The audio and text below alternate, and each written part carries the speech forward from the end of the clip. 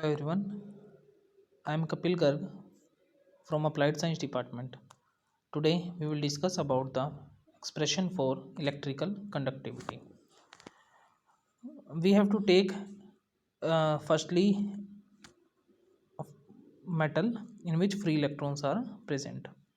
When an electric field E is applied to a metal, the free electrons get accelerated and give rise to electric current I in the direction of E. The current density J per unit area is given by, we know that कि जो हमारा current और relation होता है I is equal to N E A V D. हमारा current और drift velocity के बीच का रिलेशन क्या होता है? I is equal to N E A V D. Clear है? ठीक है. इस रिलेशन को हमने यूज़ किया. हमने क्या किया, इस ए को उठा के आई के डिवाइड में भेज दिया. इसको लिखा हमने I by A. And we know that I by A हमारा किसके इक्वल होता है? करंट डेंसिटी जे के इक्वल. तो J is equal to I by that is equal to N E V D. Clear? तो हमारा करंट डेंसिटी का रिलेशन, करंट डेंसिटी हमारी क्या आई? N E V D. तो हमारा J is equal to N E V D where negative sign indicate the direction of current I. जो नेगेटिव साइन है डायरेक्शन ऑफ करंट को रिप्रेजेंट कर रहे हैं, opposite to the direction of movement. J is equal to हमारा minus N E V D.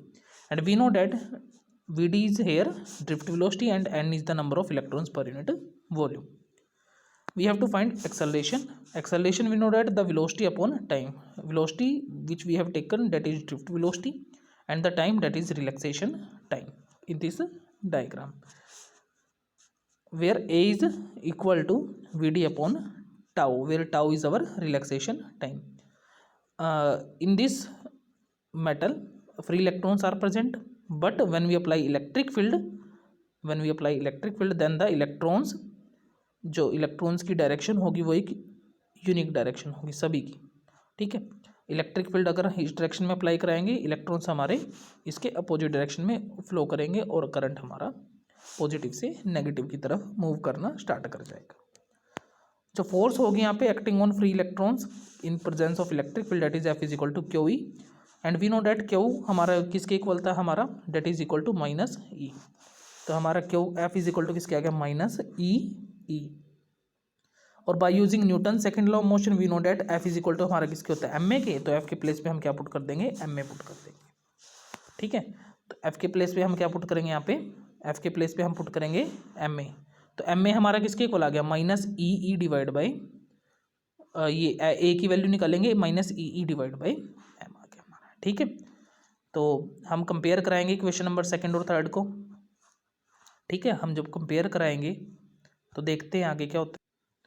Compare कराते ही हमें मिल गया कि हमारा जो, देखो यहाँ से एक्सेलरेशन यहाँ से भी निकल रहा है सेकंड इक्वेशन से, और एक्सेलरेशन हमारा थर्ड इक्वेशन से भी निकल रहा है ना. तो दोनों एक्सेलरेशन आपस में इक्वल हो गए. तो V D upon tau is equal to minus E E by M आ गया हमारा. वी डी की वैल्यू किसकी आ गई? Minus E E tau divide by M आ गई हमारी. ठीक है.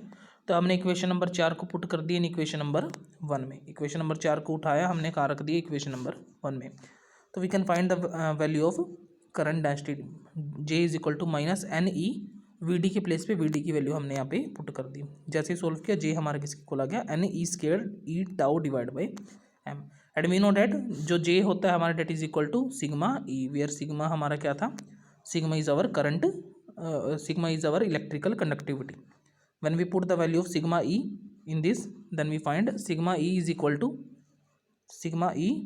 Equal to N E square tau divide by M. और सिग्मा की वैल्यू ई से ई कट गया, तो हमारा क्या बच गया? N E square tau divide by M.